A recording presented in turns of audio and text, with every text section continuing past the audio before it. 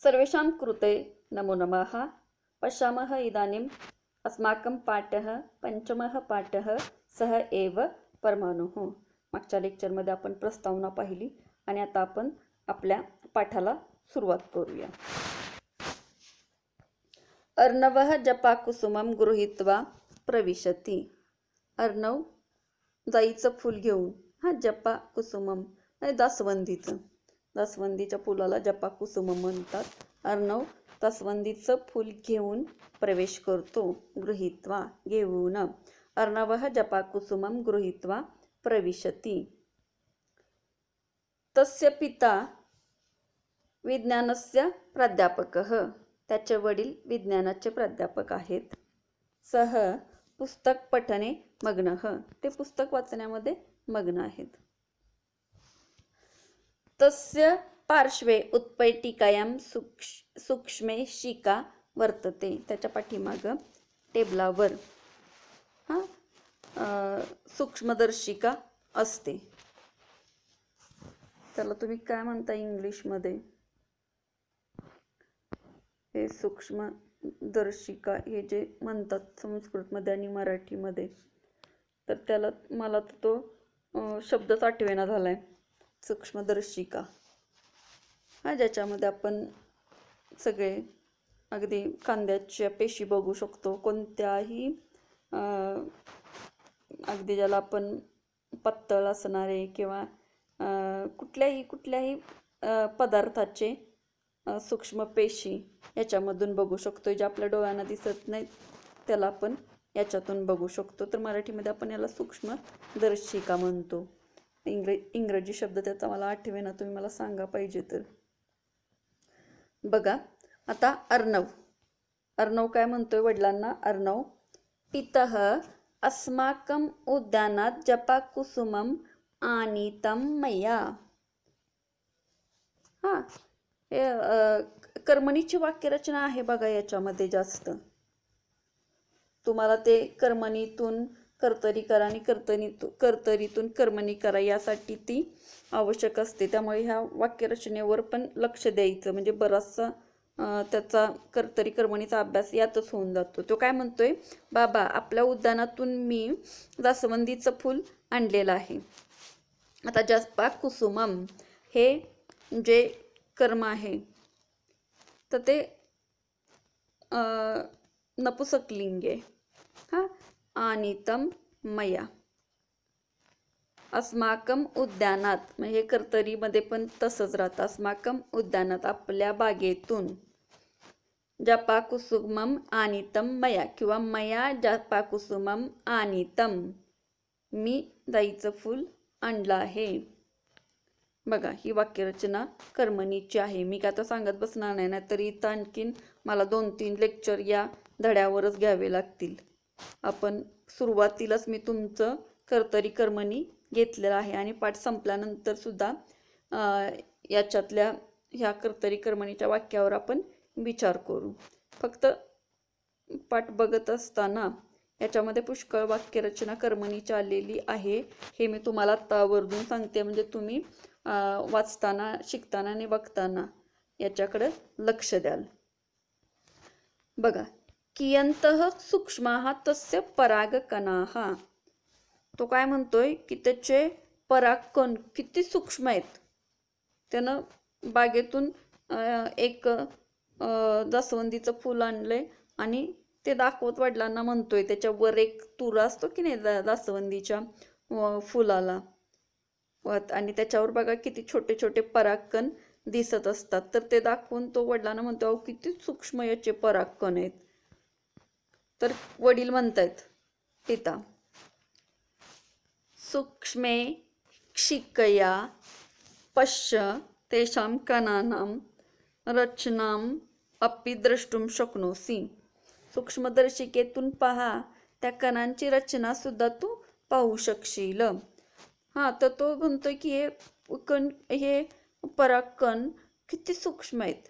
तर वडील त्याच्याही पुढे जाऊन म्हणतायत, अरे ते परागकण तू सूक्ष्मदर्शिकेमध्ये ठेव आणि त्या सूक्ष्मदर्शिकेतून बघ, तर तुला त्या परागकणांची रचना सुद्धा बघायला मिळेल।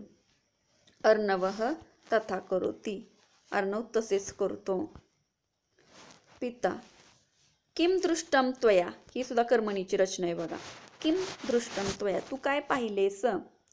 अर्णवः पितः अद्भुतम तत्. अहो बाबा काय आहे, आश्चर्यकारकच आहे हे. काय म्हणतोय बाबा. बाबा हे अद्भुत आहे. सूक्ष्मकणेषु तस्य अंगानी दृश्यन्ते. सूक्ष्म कणांच्या मध्ये त्याचे अंग दिसत आहेत, म्हणजे त्याची रचना दिसतीये. ते कसं सूक्ष्म पद्धतीनं त्याचं रचना कशी केलेली आहे हे सूक्ष्मदर्शिकेतून दिसतंय म्हणतोय तो. अर्णवः पिता वडील म्हणतात. अर्णवः एतानि पुष्पस्य अंगानि त्वं सूक्ष्मेक्षिकया द्रष्टुम शक्नोषि. अर्णव, ह्या फुलाचे अंग तू सूक्ष्मदर्शिकेतून पाहू शकतोस. परंतु एतद् विश्वं परमाणुभ्यः निर्मितम. परंतु एतद् विश्वं परमाणुभ्यः निर्मितम. परंतु हे विश्व तर परमाणूंपासून निर्माण झालेलं आहे. ते परमाणवः, ते परमाणू तू सूक्ष्मे क्षिकया अपि न दृश्यन्ते. त्या परमाणूंना मात्र सूक्ष्मदर्शिकेतून सुद्धा पाहता येत नाही. आता अर्णवला काय केलं अर्णवनं, त्या परागकणांना सूक्ष्मदर्शिकेतून पाहिलं आणि त्याला त्याची रचना दिसली. त्याला आश्चर्य वाटलं.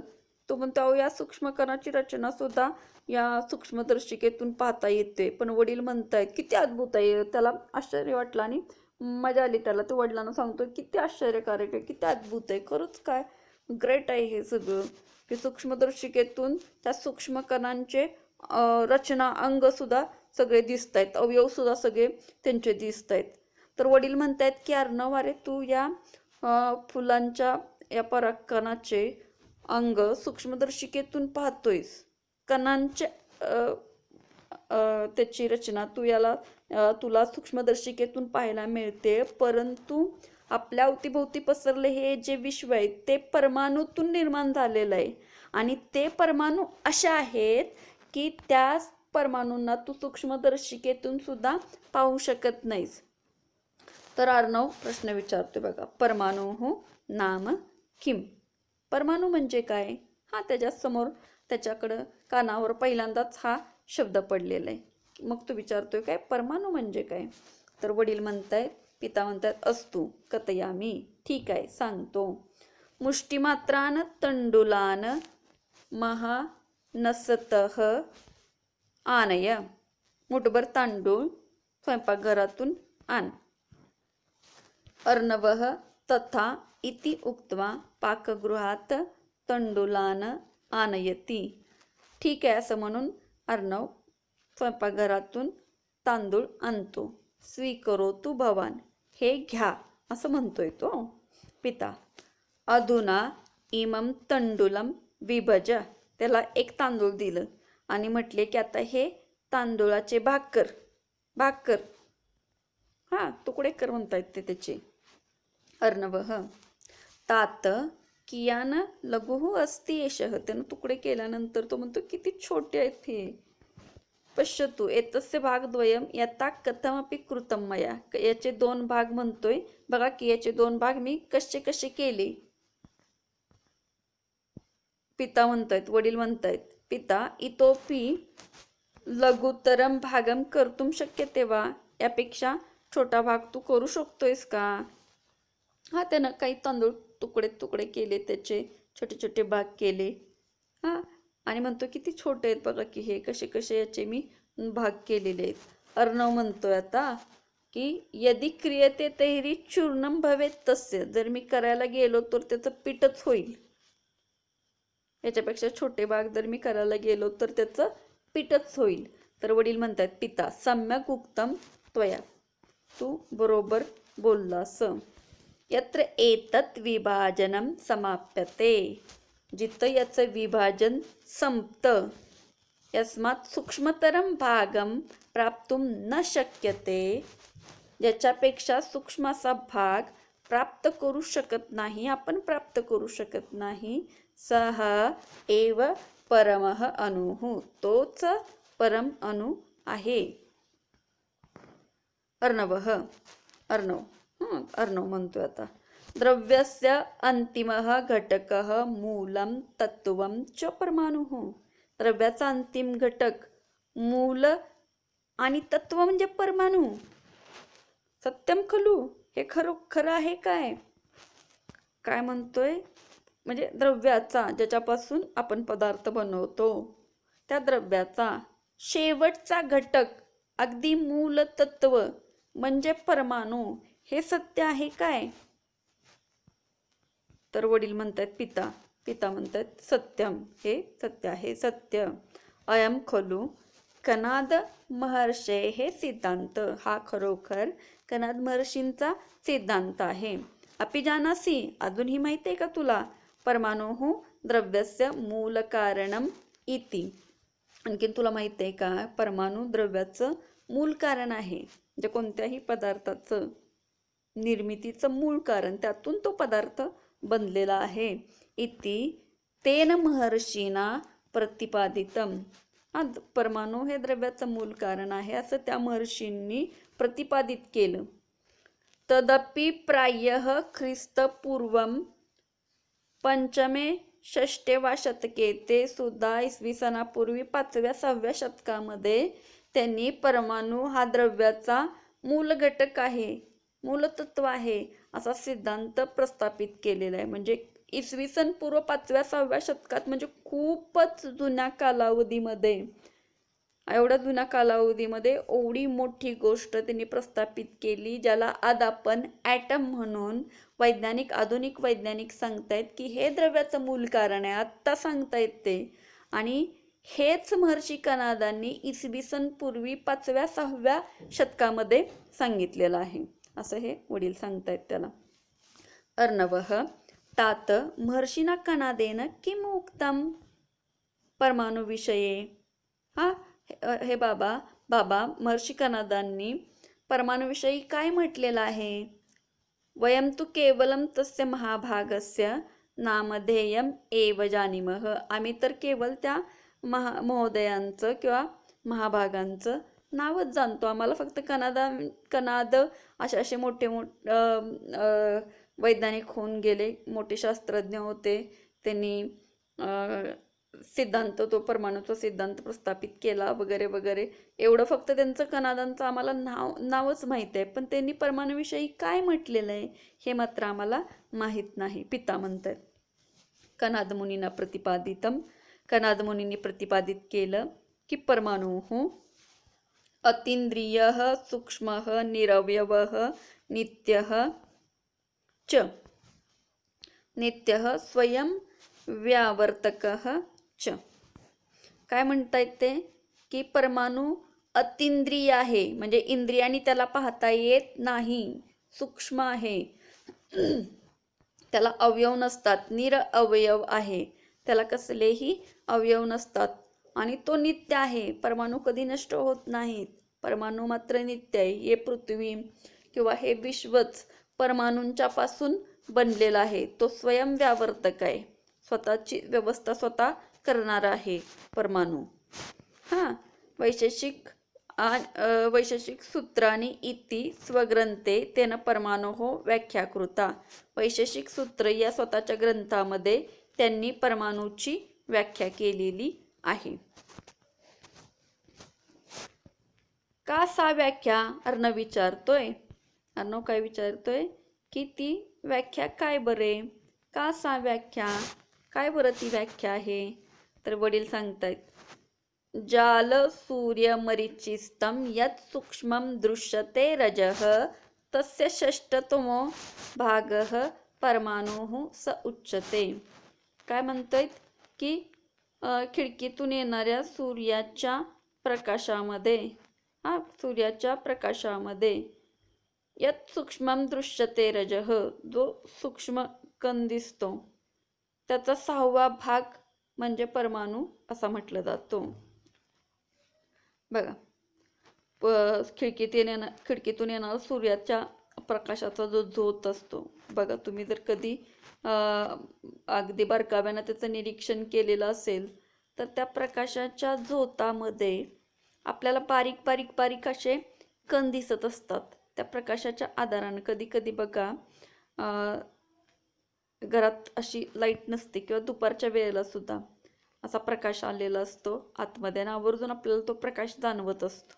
किंवा लाईट नसल्यानंतर आपण बॅटरीचा जेव्हा असा प्रकाश झोत पाडतो तेव्हा त्या बॅटरीच्या प्रकाशामध्ये सुद्धा आपल्याला अनेक छोटे छोटे छोटे कण दिसत असतात.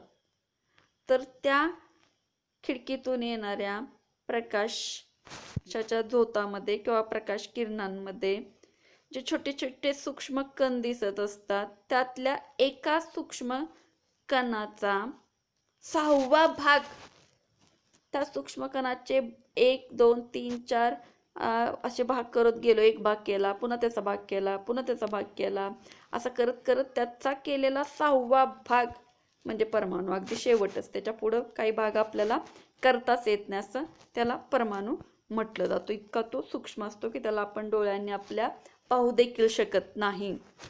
अर्णवः अहमेतद्विषये विस्तरेण पठितुमिच्छामि. अर्णव म्हणतोय की मी याविषयी विस्तारानं वाचू इच्छितो. अहम एतद्विषये विस्तरेण पठितुमिच्छामि. मी याविषयी विस्तारानं वाचू इच्छितो. तर पिता म्हणतायत उत्तमं श्व मम महाविद्यालयम आगच्छ. छान म्हणतायत, उद्या माझ्या महाविद्यालय येते. कणाद्विषयकानि नैकानि पुस्तकानि सन्ति. उद्या आमच्या तत्र कणाद्विषयकानि नैकानि पुस्तकानि सन्ति. तव जिज्ञासा निश्चयेन शाम्येत. तुझी जिज्ञासा निश्चयानं निश्चयपूर्वक पूर्ण होईल किंवा तुझ्या जिज्ञासाचं नक्कीच तृप्ती होईल. तर अशा पद्धतीनं हा सह एव परमाणू हा पाठ आपण पाहिला. बघा, तिथल्या तिथंच मी तुम्हाला त्याचं हे सांगितलेलं आहे की हा जो अर्णव आहे, आता आपण याच्याविषयी थोडंसं हे करूया. हा जो अर्णव आहे की हा अर्णव हातातून जाईचं फूल घेऊन प्रवेश करतोय आणि त्याचे वडील विज्ञानाचे प्राध्यापक आहे. ते पुस्तक वाचण्यामध्ये मग्न झालेत. पाठीमागच्या बाजूलाच टेबलावर एक सूक्ष्मदर्शिका आहे. अर्णव येतोय, वडिलांना म्हणतोय की बाबा आपल्या उद्यानातून हे बघा मी जास्वंदीचं फूल आणलंय. अहो किती याचे सूक्ष्म परागकण आहेत. तर वडील म्हणतात अरे सूक्ष्मदर्शिकेतून बघ, त्या परागकणांची रचना सुद्धा तू पाहू शकतोयस. मग अर्णव तसं करतो. वडील म्हणतात की काय तू पाहिलंस? त्या परागकणांना सूक्ष्मदर्शिकेतून पाहताना तुला काय रे दिसलं? तर अर्णव म्हणतो अहो काय आश्चर्यच आहे, खरंच ग्रेट आहे की या सूक्ष्मकणांचे अंगसुद्धा पाहता येतात, म्हणजे त्यांची रचनासुद्धा पाहता येते. तर वडील म्हणतात अरे अर्णव, या पुष्पाचे तू अंग सूक्ष्मदर्शिकेतून पाहू शकतोयस, पण विश्व परमाणूंपासून निर्माण झालेलं आहे. त्या परमाणूंना मात्र तू सूक्ष्मदर्शिकेतून पाहू शकत नाहीस. अर्णव म्हणतोय परमाणू म्हणजे काय मग? तर वडील म्हणतात सांगतो, ठीक आहे सांगतो मी तुला. मुठभर तांदूळ तू स्वयंपाकघरातून घेऊन ये.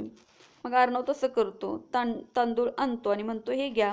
तर वडील म्हणतात की आता या तांदूळाचं विभाजन कर. तांदूळ एक तांदूळ देतात त्याला आणि म्हणतात की एका तांदळाचं तू विभाजन कर.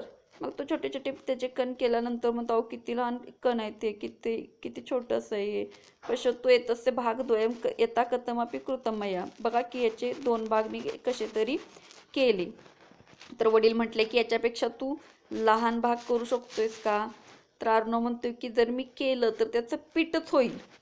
तर वडील म्हणतात अरे तू बरोबर बोलतोयस की जिथं विभाजन समाप्त होतं त्याच्यापेक्षा अधिक लहान भाग आपण मिळवू शकत नाही, त्यालाच परमाणू असं म्हटलं जातं. अर्णव म्हणतोय द्रव्याच्या अंतिम घटक आणि मूलतत्व म्हणजे परमाणू हेच खरं आहे का? तर तो वडील म्हणतात हो खरं आहे, की हा खरं तर सिद्धांत महर्षी कणादांचा आहे. आणि तुला माहित आहे का, परमाणू द्रव्याचे मूल घटक आहेत हे महर्षी कणादांनी प्रतिपादित केले. ते सुद्धा ख्रिस्तपूर्व 5व्या-6व्या शतकामध्ये. तर अर्णव म्हणतो की बाबा महर्षी कनादांनी काय हो म्हटले परमाणूविषयी, आम्ही तर फक्त त्या महाभागांचं नावच ऐकलेलं आहे. तर वडील म्हणतायत की क्यारे कनाद मुनींनी असं प्रतिपादित केलंय की परमाणू म्हणजे अतिंद्रिय आहेत, म्हणजे त्याला आपण आपल्या इंद्रियांनी पाहू शकत नाही, डोळ्यांनी पाहू शकत नाही, किंवा काही आपल्या इंद्रियांच्याद्वारे, स्पर्शाद्वारे किंवा आपल्या बुद्धिमत्तेच्याद्वारे वगैरे हे ते या सगळ्या ज्या गोष्टी आहेत ना, त्या इंद्रियांच्या द्वारे आपण या परमाणूला पाहू शकत नाही. तो अतिशय सूक्ष्म आहे, त्याला कसलेही अवयव नाहीत, तो एकमेव आहे. परमाणू जो असतो तर त्याला अवयवच नाहीत, तो एक आणि एकच, त्याच्या पुढचा भागच करता येत नाही, निरअवयव आहे तो आणि नित्य आहे तो. परमाणूच शाश्वत अशा स्वरूपामध्ये राहत असतो आणि स्वतःची व्यवस्था स्वयंव्यावर्तक, स्वतःची व्यवस्था स्वतःच करतो तो. वैशेषिक सूत्रामध्ये या स्वतःच्या ग्रंथामध्ये परमाणूची व्याख्या सुद्धा त्यांनी केलेली आहे. अर्णव म्हणतो की ती काय व्याख्या आहे बरं, तर मग ते वडील सांगतात की खिडकीतून येणाऱ्या सूर्यप्रकाशामध्ये जे सूक्ष्म असे कण दिसतात, त्या कणाचा 6वा भाग म्हणजे परमाणू, अशी ती व्याख्या आहे. तर अर्णवला एक उत्सुकता, जिज्ञासा निर्माण होते आणि तो म्हणतो की याविषयी मी अधिक विस्तारानं वाचू इच्छितोय. तर वडील म्हणतात अरे वा छान, तो उद्या माझ्या कॉलेजमध्ये ये, महाविद्यालयात ये, तिथं कणादविषयी अनेक पुस्तकं आहेत, तर तुझ्या जिज्ञासेचं शमन होईल. अशा पद्धतीनं हा छान असा पाठ आहे. थोडंसं मला याचं सूचनानुसार कृती ही कुरुत थोडंसं तुमचं घ्यावं लागेल. वाच्य परिवर्तनम हे जे आहे आलेलं आहे, तर सूचनानुसार कृती ही कुरुत या ह्याला मात्र आपण बघू. थोडासा भाषा अभ्यास छोटासा आहे खरं याचा, आणि अगदी हे हा भाग जो आहे इकडचा खालचा मात्र खूपच सोपा आहे. हे असं लेख करायला तुम्ही शिकलेलं आहे, पण सूचनानुसार कृती ही कुरुत याच्यामध्ये थोडंसं हे वाच्य परिवर्तनम कुरुत हा भाग वेगळा आलेला असल्यामुळं हे मात्र मी घेईन तुमचं याच्यावर एक लेक्चर घेईन. या पूर्णच सूचनानुसार कृती ही कुरुतलाच आपण बघू. तर पाठ संपलेला आहे. अभ्यास करा, वाचून घ्या, त्याच्यावरचा भाषा अभ्यास सोडवा. धन्यवाद.